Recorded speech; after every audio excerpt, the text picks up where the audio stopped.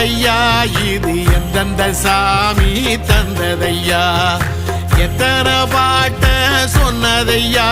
அத சுத்துற பூமி கண்டதையா அடிச்சு வீசும் காத்துலையும் அந்த தகப்பனாச சுத்துதையா பிடிச்சு பூக்கும் விதையிலும் ஒரு வம்சத்து கதையே உள்ளதையா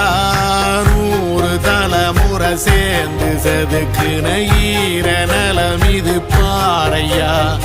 வாழும் வரையிலும் நீயும் விதைக்கிற கடமை இருக்கு கேளையா கோடி விளக்காயேந்தி கிடந்த வீடும் இருண்டது ஏனையா